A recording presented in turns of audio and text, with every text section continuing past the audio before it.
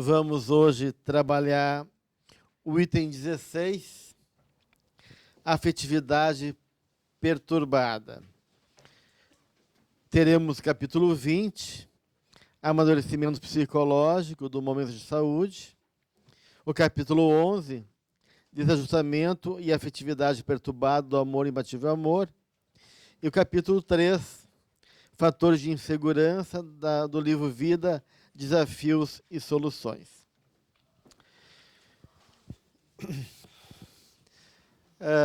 Então, esse é um tema que nos diz respeito diretamente, né? Já que todos nós temos complexos, né? A gente é uma pessoa complexada ou complexa, né? A gente pode escolher, ou as duas juntas, né?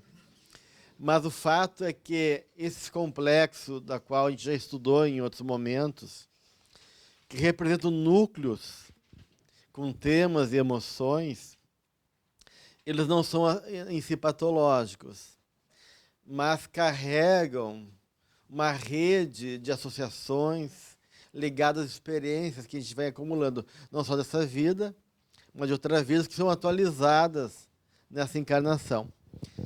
E claro, já que nós estamos numa caminhada evolutiva e não temos ainda todos os recursos necessários à nossa plenitude, à realização da nossa condição essencial, esses complexos são carregados de percepções, de entendimentos e de tonalidades afetivas que muitas vezes são negativas ou são neuróticas, né? Então, todo o campo afetivo, e todos nós, pela lei de sociedade, não conseguimos viver sozinho. Então, a condição do afeto, das relações são fundamentais em nossa vida. E é óbvio que, já que esses complexos que existem em nós, e eles vão sendo bem trabalhados, bem organizados, estruturados, quando ativados, acabam gerando perturbações, né? E tem pessoas que são tomadas por essa condição, né?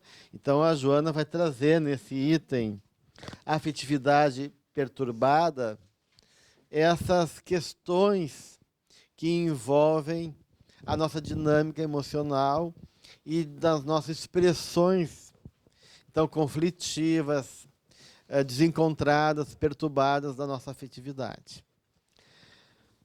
E uma das questões importantes que ela coloca aí, que eu acho legal, interessante, claro que a gente traz conflitos, trazemos dores, trazemos marcas do passado, né, que nos constituem, e essas marcas estão presentes, de alguma maneira, no nosso inconsciente, como possibilidades de perceber, de se relacionar com a realidade. Mas ela vai dizer assim, que essa afetividade, enquanto relação, é uma construção, né? É uma construção que a gente vai internalizando e estabelecendo na medida que a gente vai se constituindo enquanto ego, enquanto identidade, enquanto estrutura da nossa personalidade. E ela vai dizer que quando o ambiente que acolhe o espírito, ele não é favorável, ele não é adequado, ele não oferece uma base de segurança, de apoio e de um primeiro momento de espelhamento do bebê, a parte positivo, isso tende a marcar muito o indivíduo e ele levar isso para a vida dele.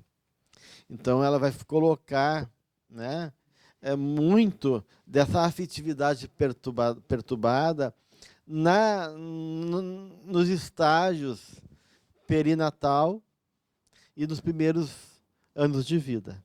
Então, tudo aquilo que o bebê vai, digamos, sofrendo enquanto estímulo, vibrações, emoções da mãe, e depois, quando ele nasce, e se não recebe daquele ambiente familiar o apoio, o estímulo para poder realmente expressar essa afetividade, e essa afetividade fica confusa ou fica comprometida com alguma imagem negativa, ela vai internalizar como imagem dela mesma essa realidade. E vai conceber o mundo, ela e o mundo, a partir dessas experiências muito básicas, né? Então ela vai dizer que isso é muito importante no processo de desenvolvimento psicológico e na expressão da nossa afetividade, né? Então, o próprio Divaldo, em muitas palestras que ele deu, não sei se vocês recordam ou tiveram a oportunidade de ouvi-lo, que ele fala que ele tinha muito dificuldade de abraçar, né? Não sei se vocês já ouviram ele falar, porque ele tinha um pai muito rígido e onde a afetividade era vista como uma coisa negativa, ainda mais vindo de um homem. Então, apesar da pessoa sentir afeto, sentir amor, e ele ter dentro dele uma nobreza afetiva, ele tinha muita dificuldade de poder dar espaço para poder expressar esse afeto no calor humano, num abraço, numa demonstração. Ele falou que teve que vencer isso durante a jornada dele, né? Então, tu vê, isso é um processo educativo. Então, a criança ela vai ser muito influenciada pela forma como o adulto vai acolher e vai espelhar ela. Então, se ela não é estimulada a expressar seus sentimentos, se ela não é valorizada, se não há um afeto, isso de uma maneira é registrado para ela como se o mundo fosse assim, né? Ou que alguma coisa de errado e que ou é um perigo de mostrar afeto e assim por diante, né? Então, isso a Joana coloca como sendo um fator importante esses processos que envolvem esses primeiros anos de vida. É claro, uma pessoa muito introvertida, muito tímida, né? Muito, né? Ou pessoas que ou inseguras. Então ela vai dizer assim que uma das questões bastante marcante nas perturbações afetivas é a insegurança, né? Isso é um elemento que ela vai dizer que atrapalha muito, né? A insegurança, porque a insegurança, claro, faz com que eu não tenha certeza, nem dimensão, nem referência do que é adequado, ou de que aquilo, da resposta que eu vou ter do mundo, ou se a minha expressão realmente é bem-vinda ou não. Isso faz com que a pessoa gere fantasias, né? A gente é tomado por fantasias na nossa afetividade. Quem é que de nós que em algum momento se sentiu ou rejeitado, ou inseguro frente a uma situação, ou mal compreendido, ou melindrado, magoado frente à resposta de alguém, em função das nossas coisas internas? Às vezes o fato não tinha correspondência à questão do que moveu a nossa reação emocional, mas em função das nossas limitações e dificuldades, a gente acaba, de uma maneira, lidando mal com o afeto, né? Lidando mal com o outro, expressando mal ou reagindo mal. E um dos pontos que ela coloca, exatamente em relação a isso, é o fato que uma das grandes dificuldades da gente é que quando esse complexo é ativado, a gente não reflete.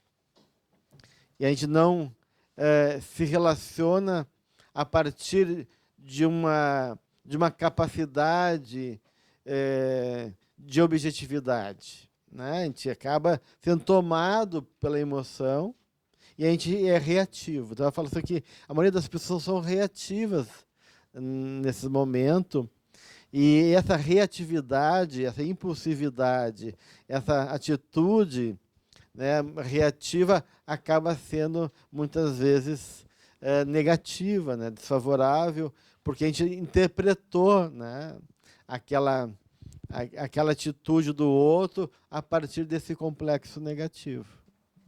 Tem outras, que ela fala também, a Joana, ali, outras coisas que são perturbadoras ali, né? que é a postura de vítima constante, também é uma das características, né? A pessoa se refugia nesse esconderijo em busca de compaixão e justificação para todos os seus desequilíbrios, né? Então também é assim como tem essa, quando falou assim, a pessoa que é reagente, assim, toda tá sempre, ela não age, ela reage, né? Tem a postura de vítima também, que também tem uma causa nesses complexos aí, alguma coisa. Porque essa dimensão da insegurança, né, ela diz respeito a uma imagem que às vezes é desqualificada ou que está ligada a uma necessidade, uma carência, a um receio em relação ao afeto, né? Então, isso ela vai colocar em mais de um capítulo que é uma tendência de todo ser humano a se moldar à sociedade, né? Ela vai dizer assim, que a gente tem muita dificuldade de bancar e de assumir a nossa realidade, e ela fala assim de tirar as máscaras, né? E poder enfrentar, de alguma maneira, a nossa própria condição, reconhecendo, se trabalhando, né? Porque isso envolve todo um confronto que nem sempre é fácil. Então, a tendência nossa é tentar fazer um jogo. Um jogo. Né? A gente joga, né? Então ela fala da astúcia, ela fala da mentira. Essa mentira não necessariamente seja a mentira deliberada ou a mentira patológica, enquanto aquelas pessoas que mente mesmo enquanto expressão da sua realidade. Mas a mentira está na nossa própria atitude. Todos nós mentimos. Por medo, por insegurança, por carência. Então a gente mente ser uma pessoa que a gente não é para agradar.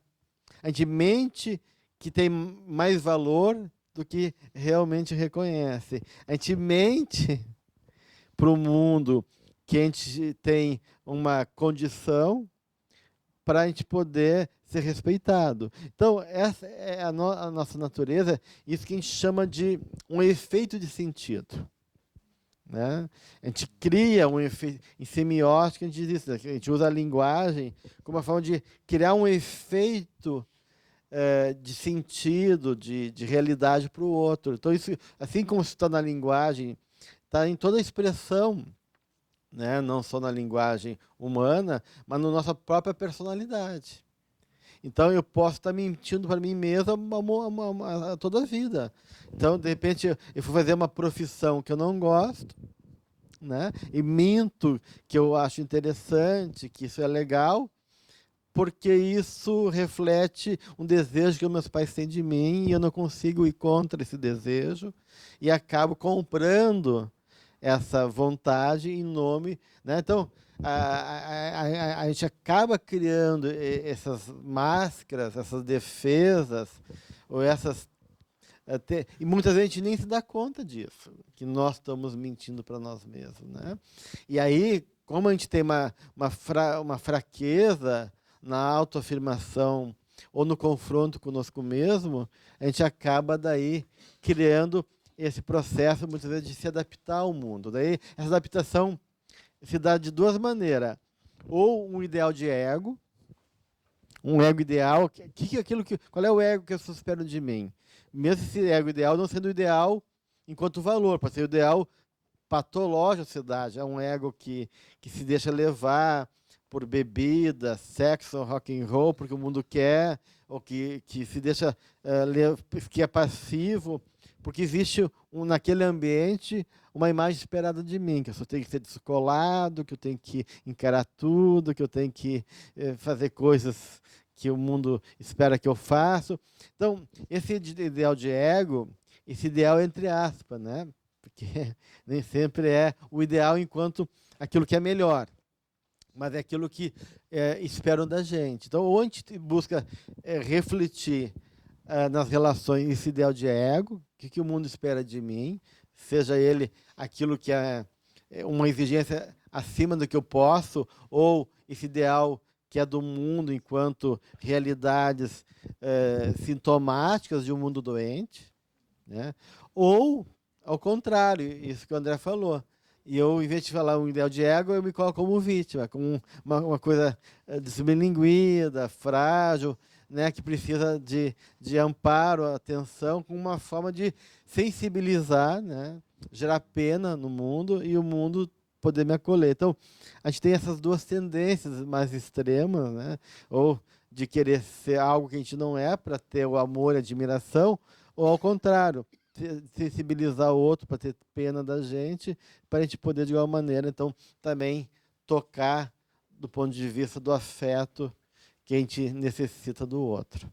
Então, são questões que aparecem, né?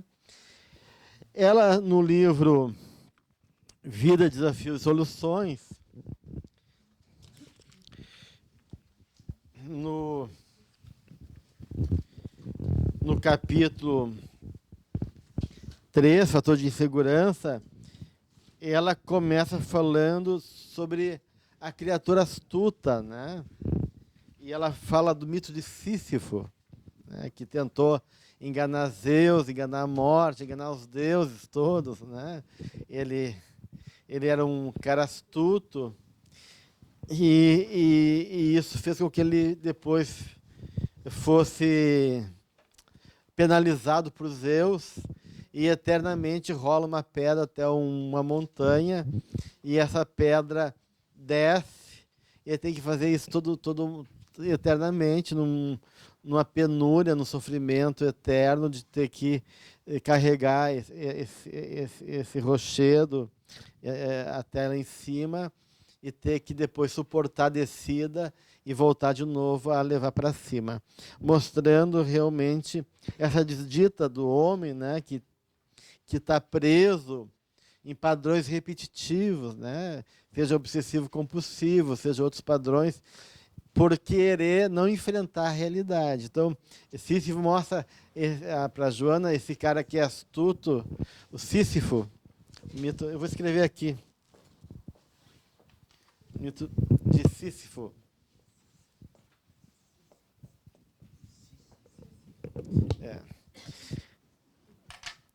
E mostra, então, esse cara que não quer enfrentar a realidade, né? Então ele escamoteia, ele é astuto, ele faz um jogo para não ter que se confrontar e pagar o preço pela vida, né? Então, essa é uma questão complicada. A gente tem dificuldade de lidar com as nossas decepções, frustrações e dores, e acabamos também criando essas defesas, essa astúcia enquanto tentativas de poder lidar de maneira não direta, não com a verdade, e isso acaba gerando aí comportamentos que, em vez de ser favorável, cria essas armadilhas como o Sísifo criou para a vida dele, né? Então ele vai colocar isso. E ela fala daí desse processo que envolve, né, que todo indivíduo enfrenta, né, os desafios para crescer. Então, que sem esforço, sem esse confronto, a gente não tem como crescer. Ela falou que a melhor solução é tentar resolver nas suas fontes, buscar, compreender, reconhecer, mas que a gente tenta evitar, postergar ou negar. E aí, quando a gente tenta resolver dessa maneira, né, sem um confronto direto, resolver mal um conflito, a gente acaba criando novos conflitos, né? Vai criando uma rede e isso acaba aumentando, muitas vezes, as dificuldades e criando uma estrutura, padrões de comportamento que são muito complicados, porque a gente vai criando um processo todo de enredamento, exigências e condicionamentos que tornam a vida muito complicada. A gente vê pessoas que são muito, muito imaturas, que se fecham, culpam o mundo, e se tornam muito exigentes dos outros e dão desculpa sempre, e aí tudo é complicado. E vão criando cada vez mais um um processo de incapacidade, né? Inferniza a vida das pessoas, cria uma série de exigências e de padrões que impedem elas de se confrontar, depositando aí esse encargo no mundo depois, né? Aqui diz assim: o indivíduo imaturo sempre adia soluções. Você está dizendo mais ou menos por aí, né? E na ilusão de que amanhã as possibilidades serão melhores do que as de hoje, sempre adiando, achando que amanhã vai ser melhor. Fugindo ao enfrentamento com a consciência e o dever. Suas vitórias são conseguidas através dos mecanismos da deslealdade, né, consigo mesmo, né, ou com outro, né, da conduta incorreta, que lhes permitem sorrir da forma como ludibriam os demais. Em verdade, porém, enganam-se a si mesmos, porque o compromisso retorna-lhes sempre para a necessária regularização. Então, sempre que a gente adia alguma solução, ela sempre retorna de uma maneira, de repente... Com certeza, né? Mais complicada. E ela vai falar mais adiante, né, que esse processo todo de um adulto imaturo, ele vai sempre distorcer a realidade, né? Então, na medida que ele tenta enganar, né, não enfrentando, fugindo desse enfrentamento, como tu colocaste, a gente acaba daí querendo, puxando a realidade a partir desses processos que a gente criou para nós mesmos, desses enganos. E aí a gente vê as pessoas tendo essa afetividade, o sentimento inferior, né?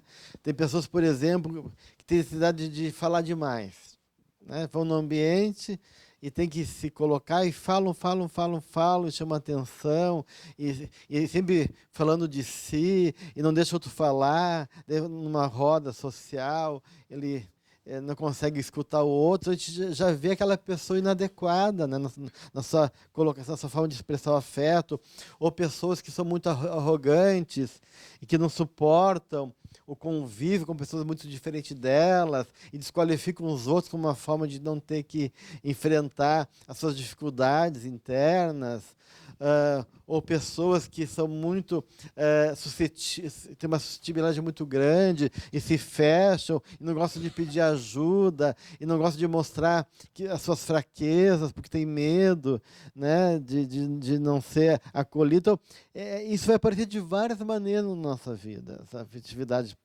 perturbada, né? Fruto desses arranjos ligados a esse núcleo emocional nosso. O que mais?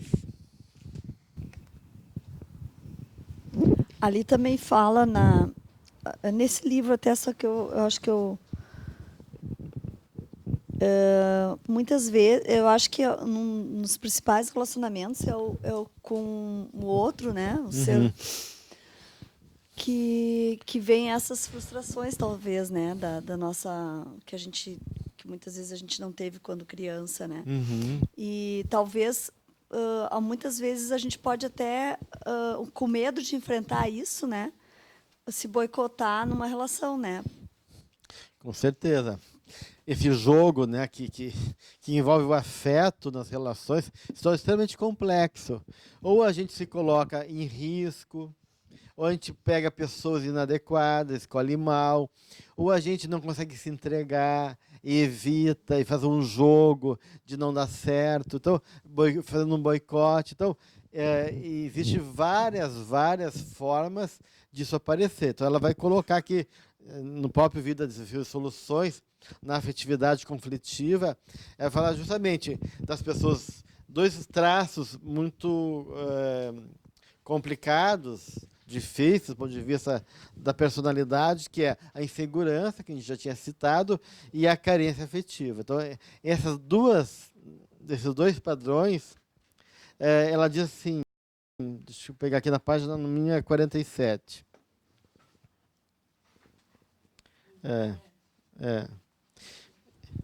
Ela fala assim, bem no início, afetividade conflitiva.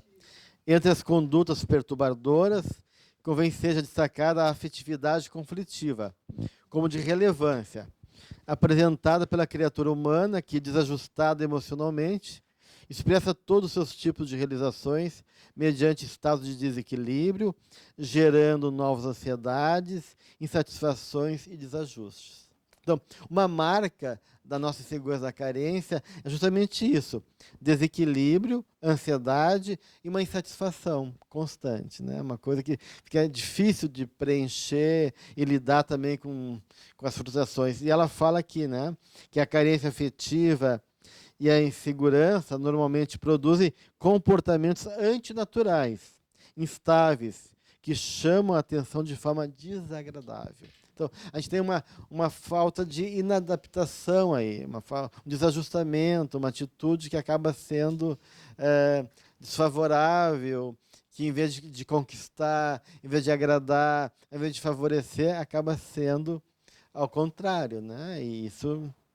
E aí, uma das questões que ela fala é realmente confundir afetividade com paixão. E de transferir a necessidade das nossas questões emocionais para o outro. Ou culpando, ou botando o poder no outro, né? Então, ela diz que é muito comum também, de criar relações de dependência afetiva, né? Ou de uma ansiedade afetiva que leva a pessoa a comportamentos de risco, de exposição, uma sexualidade muito exagerada, com muitos parceiros, com descuido consigo mesma, e da ansiedade de ter o outro, né, de conquistar. Tem pessoas que precisam conquistar o outro, quando conquista, aquilo, o interesse já desaparece, tem que conquistar outra pessoa, e no fundo ela acha que está conquistando, que está preenchendo, e na verdade ela está se deixando usar, né? E aí, aquela falta, ela é preenchida de maneira momentânea, naquele momento que ela tem aquela experiência emocional da conquista ou do vínculo sexual, mas depois já desaparece e fica como um vício, né? Uma compulsão que a pessoa tem que buscar daí preencher e não sacia. Por quê? Porque, na verdade, ela não chegou na questão essencial, que é lidar com essa realidade interna dela. Então, isso a Joana vai colocar também como um sintoma dessa afetividade conflitiva, né? E, claro, nós temos conflitos de amor, conflitos e situações, muitas vezes, que começam coisas aparentemente sem muito critério do pai e da mãe, né? A gente comentava aqui, eu me lembro até atrás, de uma mãe que falou para a filha que eu vou me embora e não vou voltar, né? Porque eu não aguento mais essa vida. Quer que a mãe, que um dia não ficou mal, disse, quero mais saber, vocês são tudo, né? Vou me embora, não vou me ver mais, quero desaparecer, né? E na mente da criança, que é uma mente ainda muito mágica, né, e muito sem capacidade de avaliar, ela acredita, né, que de repente a mãe não vai voltar. E se a mãe demora mais do que o normal, imagina a ansiedade que isso gera na criança. E aí ela fica com o receio que ela culpa, né, que ela é a geradora da desgraça daquela mãe ou daquele pai, né? E aí ela começa a ter esse conflito. Então, eu não posso ser eu, porque se eu ser eu vou decepcionar minha mãe não vai me amar mais. Então começa esses conflitos antagônicos, né, que está muito presente na nossa vida e que vai se refletir depois nas relações outras lá fora. Então, começa uma dinâmica bem complicada.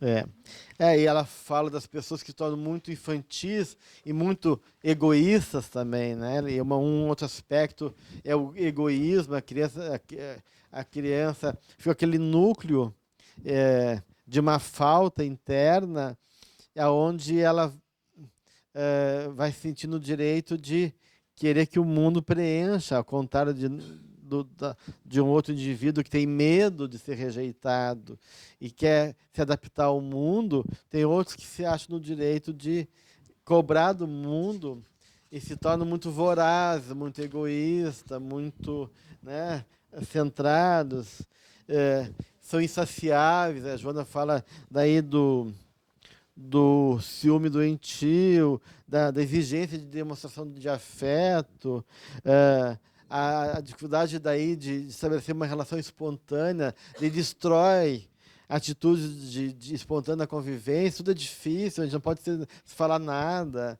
a gente está sempre tendo que, né, as pessoas acabam cansando ou se sentindo muito exigidas, sendo relações muito difíceis pelo grau de tirania que a pessoa acaba fazendo, né? E aí acabam, em vez de...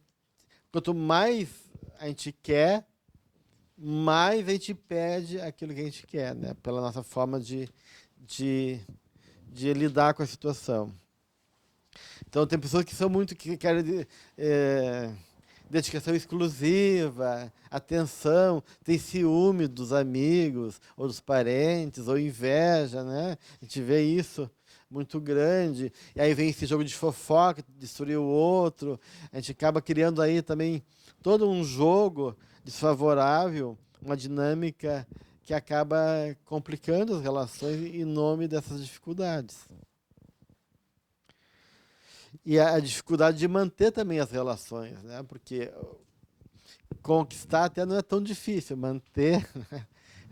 Não sei, que tinha uma pessoa que dizia, casar não é difícil, manter casado, casar todo dia com a mesma pessoa, né? E manter o casamento, isso sim é um desafio, porque envolve realmente todos esses traços que começam a aparecer no convívio, né? E o convívio acaba sendo, né, uma infinidade de desafios e dificuldades muitas vezes. A questão da liberdade que fica em jogo também, né, que nós somos... A criatura, como diz a Joana, nasceu para ser livre. E uma relação onde há muito constrangimento, muita exigência, onde o outro pede a liberdade, também acaba limitando e sendo muito complicada, em função da insegurança, dessa afetividade mal resolvida. Daí tu transfere para o outro a responsabilidade da tua segurança, né? E aí acaba colocando em risco... quantos de nós, sem exceção aí, sem nenhuma exceção, o quanto de nós temos uma grande dificuldade de dialogar. Olha só, uma das maiores dificuldades dos casais, das relações, seja de pais e filhos, marido e mulher, amigos, é realmente sentar um na frente do outro e dialogar. É muito difícil. Uma porque o outro não sabe como expressar, tem medo, evita, ou por outro já se acusa. Então, ou o outro está magoado e se fecha, né? E aí fica num jogo de percepções, aonde a pessoa não olha para a realidade, mas fica preso na sua forma de viver o sentimento, né? E pega o sentimento como realidade, não um fato. Isso confunde as relações, né? Então, poder se abrir, às vezes tem casais que estão anos casados, ou pai e filhos, que nunca conseguiram ter uma conversa profunda e abrir, dizer, a gente vê isso em terapia, eu nunca consegui falar para minha mãe tal situação, né? Uma coisa que está aqui, ou entre irmãos, né? Tem uma coisa que ficou lá.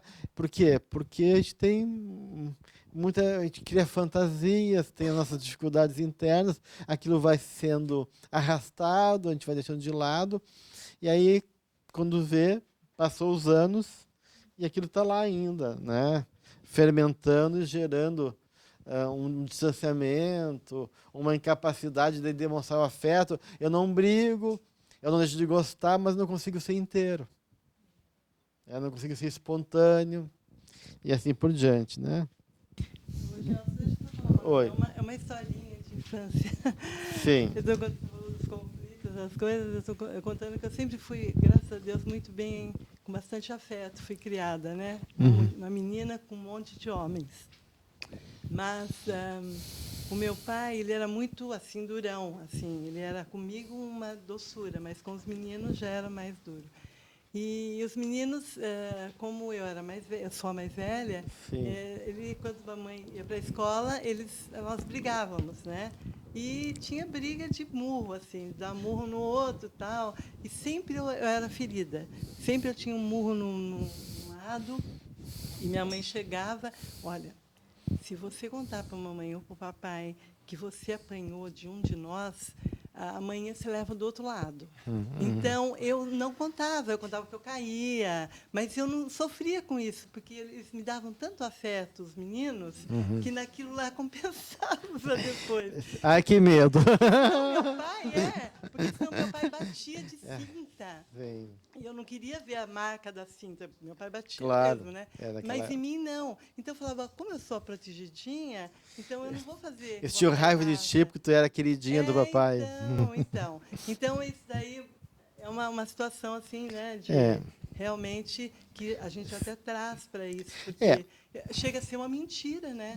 Porque eu mentia para os dois que eu não apanhava, que eu caía, imagina, né? Então, claro, se tu tem capacidade de transformar isso realmente no entendimento e avaliar, é uma coisa. Mas se a gente não tem essa capacidade, a gente pensa que apanhar é bom, né? Porque o outro tem um lado queridinho também, né? É um afago de um lado e um bufete do... Então, tudo isso tudo isso tem que ter essa complexidade, né? A gente vê assim, né, mulheres que acabam se sujeitando à violência. Não é o teu caso, mas estou só trazendo questões que muitas vezes já acaba daí construindo, né, uma atitude, né? A gente vê de mulheres que se acostumam a um ambiente hostil, área de desamor, né? De desamparo, de rejeição e de violência muitas vezes. Se incomoda com isso, né? No livro Amor Imbatível Amor, eu faço também um panorama dessa escalada evolutiva, né? Que envolve a questão do trabalho com a conscientização e o movimento gregário do instinto, né, que socializa, que busca o contato com o outro, e que essa afetividade tão inerente ao ser humano e não pode ser dissociada de nós, né? Ou seja, a gente pode até tentar não reconhecer ou evitar ou esconder, mas ela está lá presente, né? De alguma maneira, né? E que essa sentimento de afetividade, na maioria das vezes, é acompanhado de conflitos, né? Como a gente já comentou aqui, dentro da estrutura psicológica de cada um. E uma das coisas que ela fala que não só ela retoma a exigência descabida, mas ela fala uma das coisas suspeitas, insuportáveis, né? Da desconfiança. Então, as pessoas, também isso é um padrão muito comum em relação à afetividade, né? Ou a pessoa se torna ingênua, não quer ver, não quer lidar com a situação, então faz de conta que não existe, né? Porque assim eu não preciso enfrentar, porque uma coisa é tu aceitar que a pessoa é assim.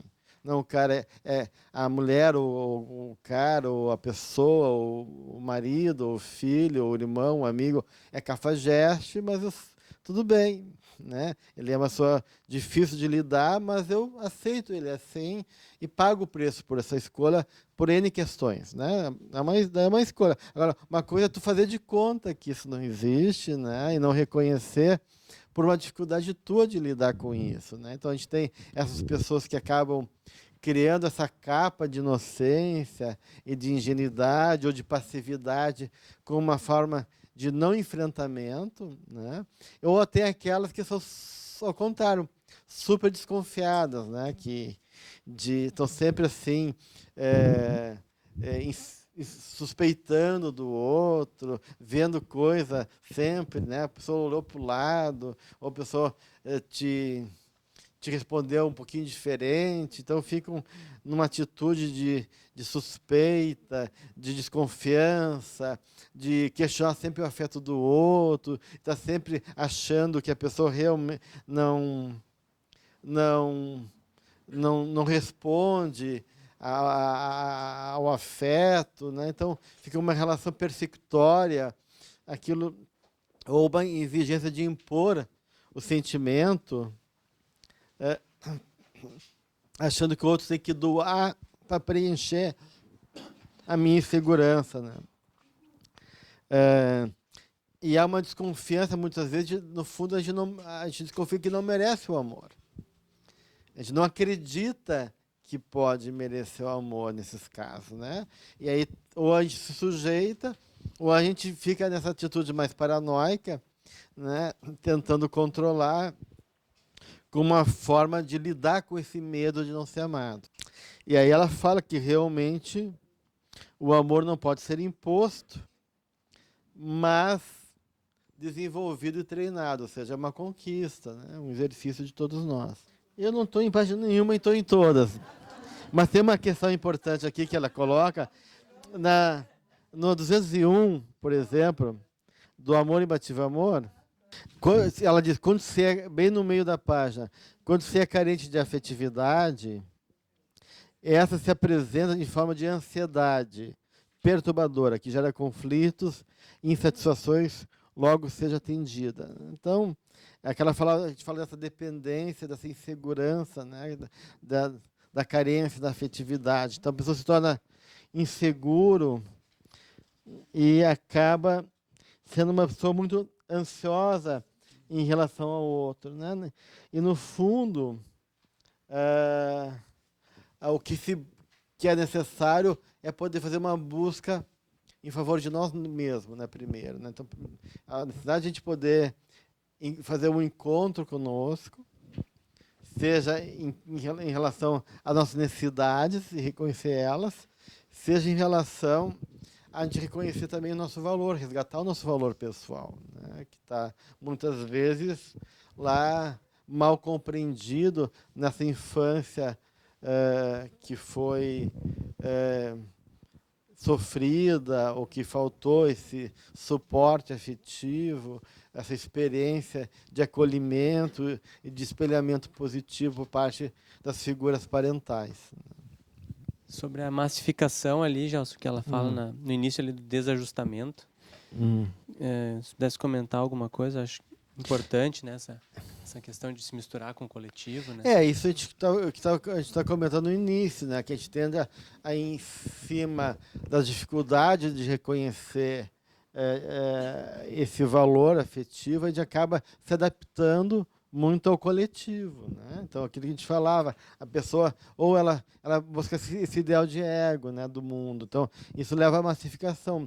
Eu acabo querendo ser alguém aceito na sociedade, isso faz com que eu acabo me perdendo de mim mesma, minha identidade, e criando comportamentos coletivos que eu acho que são os que são acolhidos, são interessantes. Então, isso a gente vê muito no adolescente. Se por um lado ele quer ser o diferente, né, e quer se opor à autoridade do pai e à mãe, então se a gente diz para cortar o cabelo, ele não corta o cabelo, se ele diz para ele trocar de roupa, ele não troca de roupa, se diz para ele tomar banho, não quer tomar banho, e assim vai, né, quer ser o diferentão, mas nas relações dos grupos, ele quer ser igual ao outro, né? Se tudo se veste igual, né? Eles têm uma dificuldade de assumir uma identidade, então eles acabam copiando muito o que é do coletivo, porque isso é em transição entre matar a imagem de pai infantil, né, que eles têm, um pai muito grande, e ainda o medo de assumir um lugar no mundo. Então é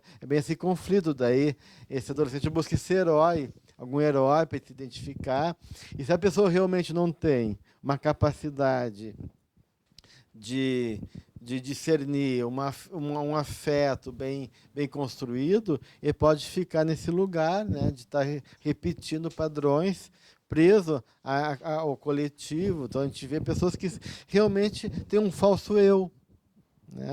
Só uma persona, né?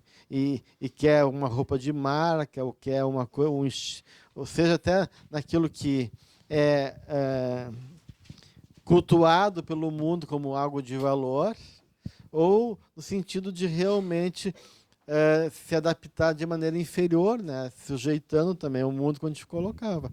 E aí tudo isso está ligado a essa psicologia das massas, né? Eu ia perguntar, mas tu já falou. A partir de que idade, mais ou menos, a gente pode trabalhar com as crianças? Porque quando elas chegam à fase adulta, elas já têm esses problemas, e aí, muitas vezes, já vai para um medicamento, devido aos traumas que ela traz de infância, eu digo, mais crianças de periferia. Já pode trabalhar com criança com uma linguagem que ela possa entender um pouco mais essa defesa que ela tem que ter, porque ela está numa família conturbada, os problemas são dos maiores, né? Eu digo, realmente, morando onde elas moram, né? Onde ela pode realmente entender um pouco mais e evitar que se torne um adulto todo cheio de problemas. A questão toda, qual é a questão, né? É quando a experiência se torna autorreferente. Quando eu me coloco no meio como agente, né, seja o culpado ou não merecedor, ou pego para mim uma história às vezes que não é minha. Então, quando a coisa se torna autorreferente, eu começo a complicar, porque se eu entendo que o meu pai e minha mãe são assim, não comigo, eles são assim, e consigo me diferenciar, essa diferenciação é bem importante, mas muitas vezes eu não consigo me diferenciar, né? E eu acabo achando que, por algum motivo, eles são assim em função de questões minhas. É aí que é um complicador. Então, então isso pode ser trabalhado desde sempre, né? Conforme a idade, de maneira diferente, mas ajudando a criança. Porque uma das questões bastante importantes no processo de desenvolvimento psicológico são duas coisas. A confiança básica, que é uma das primeiras experiências emocionais da criança, né? Eu senti que o mundo me aceita e que esse mundo é confiável. E a questão do apego e desapego. A questão do desligamento do bebê, ou da criança, né? Então, a questão do apego aí, porque a questão do apego tem muito a ver com esse problema justamente do vínculo, como é que está construindo esse vínculo, né? Então isso começa desde muito cedo. E a gente vê crianças que têm uma dificuldade de desapegar ou não confiam porque o vínculo não é seguro. E não foi ajudada essa criança a construir essa imagem dela. Então, tem todas as questões que estão em jogo, né? Mas, no ambiente hostil, muitas vezes é interessante que... Uma escola que tu possa levar uma roda com criança, que elas possam entender um pouco mais, né, da percepção que ela tem com o mundo, com o meio que ela vive, o que ela pode enxergar, onde está acontecendo essas perturbações no lar, em volta, porque acontece muito. Infelizmente, às vezes isso é tão natural, porque aquilo é do ambiente, da condição de todo aquele ambiente, que ela acha que o mundo é assim, né? Isso claro que sofre, mas isso já começa complicando aí. Ela acha que a vida é assim, né? Que o natural é isso, né? A coisa meio abandonada, meio largada, cada um por si, aquele ambiente, né? E às vezes isso até não aparece conflito ali na hora, porque a gente pensa assim, né, gente? Vamos pensar que a Jona fala que tomar consciência é um momento de embate, de conflito. O Jung diz que sem conflito não há consciência. E muitas vezes a pessoa tem, por exemplo, um pai e uma mãe idealizada. Vamos ver assim, pais que são muito sedutores, um pai perverso, que manipula, e a criança acha que aquilo é o certo. Enquanto ela achar que aquilo é o certo, não há conflito. Porque ela acredita que o mundo é assim. Mas, de repente, ela se confronta com outra realidade que mostra que tudo foi uma grande mentira, aí começa o conflito. Então, tem que ver como é que esse arranjo se dá também nessa dinâmica entre ela e o ambiente que ela está. Porque não adianta tu trazer o confronto e gerar consciência se não dá elemento para lidar. Porque daí tu vai gerar um problema Então, tu tem que dar também recursos para essa criança, né?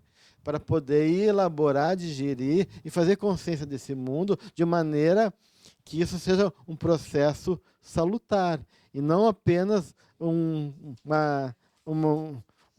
alimentar um conflito difícil de solução, né? Então, a gente tem que também avaliar isso, avaliar risco, avaliar o que está envolvido no processo. Por isso que é difícil esses processos, por exemplo, que a gente vê, que nos Estados Unidos é muito comum, daquelas seitas, que a pessoa fica totalmente cega. Né? E o cara manipula, o cara tem várias mulheres, ele violenta as crianças, e todo mundo acoberta achando que é normal, porque ele tem um poder de persuasão, ele diz que é o enviado de Deus, cria um discurso, e as pessoas vão se encolhendo e vão vivendo isso, e algumas não têm conflito, elas acreditam mesmo que é assim. E quando aquilo desmorona, ou elas entram em colapso, né? Ou elas ficam negando ainda a vida inteira, né? Então, tem toda uma dinâmica aí que é complicada, porque é como o que está em jogo quando a gente internaliza, né? E depende da estrutura emocional do indivíduo, que cria uma identidade muito frágil, e às vezes não suporta ter que encarar a verdade. Né? Ou quando encara, vem todo daí um ódio, uma raiva destrutiva contra ele, contra a outra pessoa, que também é difícil de trabalhar, porque ficou muito tempo um maltrato, uma desumanização, uma violência ali, e ela não suporta também lidar com aquilo. Né? Então, daí vem muita raiva, muito ódio, isso tudo tem que ser também trabalhado. Né? Então, é complicado. Então, é importante, né? Que tudo isso por quê, gente? Porque o amor é fundamental. Porque a gente não vive sem amor, né? Então, o amor complica a nossa vida porque ele é essencial. E por a gente não saber ainda amar, não acreditar no amor, não saber os caminhos do amor, a gente se perde neles, né? Então, né? E só que é o amor que também vai nos libertar. Né? Se o amor complica a nossa vida, ele também é o grande elemento que vai gerar uma pessoa saudável, que vai possibilitar dar sentido à vida e assim por diante. Né? Então, sim. Digamos, uma pessoa, um bebê nasce com pais frios, que não dão carinho, com todas as coisas que a gente sabe. Bem, ele provavelmente vai ser uma pessoa com problemas psicológicos mais tarde, para casar, para ter filhos e tal. Tá. Agora, um outro nasce em condições completamente diferentes, com amor e tudo. Essa pessoa, muito provavelmente, vai ser mais feliz, mais bem relacionada com companheiro, com filhos. Bom, seguinte, como é que fica isso? É karma? O que é? Não, é que assim, isso em tese, né, Johnny, é claro que a gente está falando o seguinte, porque quando o espírito reencarna, ele justamente passa por essa fase de dependência, né, ele perde a memória, ele perde a consciência de quem ele era para recomeçar uma nova identidade, para adquirir elementos da primeira infância e esses elementos poder contrapor o passado dele. Quando ele chegar na adolescência, quando a glândula pineal é ativada e o passado emerge, para que ele possa fazer essa síntese entre o passado e o novo. Né? Então, é óbvio, quanto mais esse ambiente for favorável, do ponto de vista de uma família que acolhe da segurança, melhor para o espírito, mas não é uma garantia, porque se eu sou tão medonho, vão pegar o Sísifo, né? Ele é tão astuto que ele pode pegar aquilo de uma maneira do jeito dele. Então, mesmo pais que são muito tolerantes, amorosos e adequados, a criança pode interpretar mal, porque o espírito está por trás daquela criança, né? E achar por exemplo, criar um narcisista, achar que ele merece todo o amor do mundo e não precisa fazer nada. Então, o amor tem a ver com sabedoria. Porque o que aquela alma necessita, né? E isso que é difícil. Então, em tese, uma família desajustada, uma família disfuncional, sempre é um ponto desfavorável para o espírito. Mas quanto mais evoluído o espírito, menos ele vai estar constrangido à influência da matéria e da realidade do ambiente.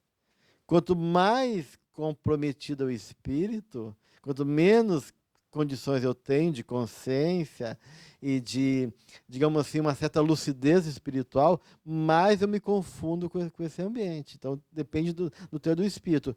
E, claro, aí tem todo esse outro lado, que é a dinâmica que envolve aquela rede de relações que tem processos kármicos, tem processos que são de sintonia, de afinidade espiritual, tanto positiva como negativa. Então, pode ser, por exemplo, que a minha mãe seja uma pessoa muito amorosa, muito consciente, mas de repente eu tenho ódio dela porque há 10 encarnações passadas ela fez uma coisa terrível para mim.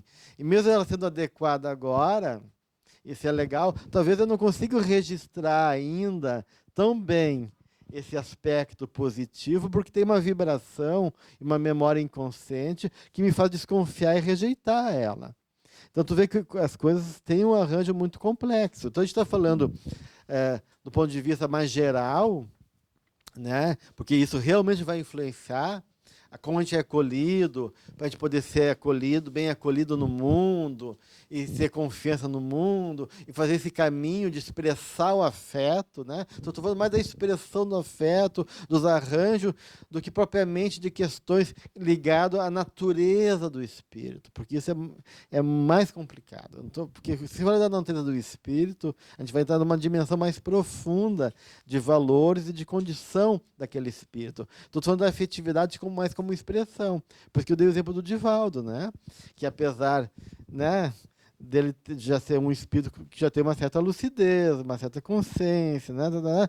Ele teve uma dificuldade de expressar o afeto. Porque o espírito, mesmo evoluído, ele é filho de uma época. E aquela época vai estar como o espírito que rege aquela época no nosso comportamento. Então, se a gente for ver o Francisco de Assis, né? Apesar de ser um espírito de luz, ele vai estar condicionado a uma época que é a Idade Média, né? Então ele se fragelava, né?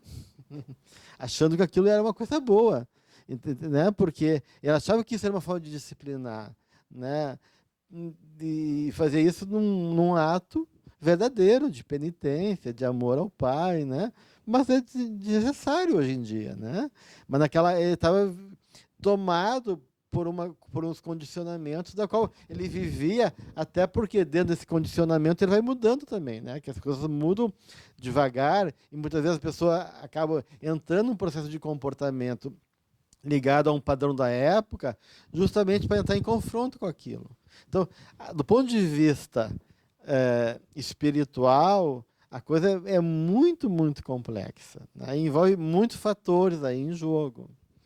E por isso que é difícil a gente poder chegar a um entendimento exato de onde vai uma coisa e outra, né? Uma personalidade narcisista, Gelson, é mais fácil ela surgir num ambiente onde é mais favorável, com pais amorosos, como tu falasse, ou ao contrário? Que o ambiente não seja favorável? A questão dos pais amorosos não quer dizer. Eu diria mais... depende. Pais narcisistas pode fazer filhos narcisistas, ou ao contrário. Porque o narciso tem duas moedas. Tem um padrão narciso e um eco. Os dois são transtornos narcisistas. Eu posso ser um narcisista que acha que o mundo gira em torno de mim, eu posso ser um narcisista achando que eu tenho que espelhar a necessidade do mundo para ser reconhecido. Os dois são transtorno narcisista, porque os dois têm uma falha na minha autoimagem, né? O segundo é o padrão eco. Eu tenho que ecoar a necessidade do outro para ser reconhecido. Isso também é um transtorno narcisista, né? Então, agora, o estímulo geralmente está muito ligado à persona, onde o afeto é trocado por estímulos e imagens, onde está centrada na criança, mas não necessariamente no afeto. Então, não é tanto pais amorosos. Pais que pode dar muito para o filho, mas não dá afeto. Né? Então, a questão não é do afeto. Se tem afeto, pode ser um jogo ali de valorização por meio dessa persona aí. Né? E aí realmente vai criar uma imagem narcisista, onde, como eu não sei onde está o afeto, né, eu acabo criando também essa imagem falsa e buscando falsos reforços para suprir essa falta que está lá dentro. Porque o narcisista tem muita insegurança e tem muito medo e uma onipotência muito grande. Então, ele vai atacar o outro quando o outro colocar em risco a sua proteção. Né? Então, ele ataca o outro e quer copiar o outro ao mesmo tempo. Ali no livro que a gente fez sobre a contribuição de Joana de Ângeles, tem um capítulo só sobre narcisismo que vale a pena tu dar uma olhadinha, que vai Qual é o livro? sobre as contribuições de Joana de Ângeles para a compreensão dos transtornos mentais. O livro que a gente fez, que a gente lançou da AME, da Mergs, tá? Ok. Oi? Isso. Próximo encontro, então, a gente passa para o item 17, Amor, Imbatível Amor, no capítulo 1 do Amor, Imbatível Amor, o início ali, e o capítulo 13, Libertação pelo Amor, do Jesus e Evangelho à luz da psicologia profunda. E o capítulo 6, Amor acima de tudo, do Momento de Saúde. Uma boa semana a todos, até semana que vem.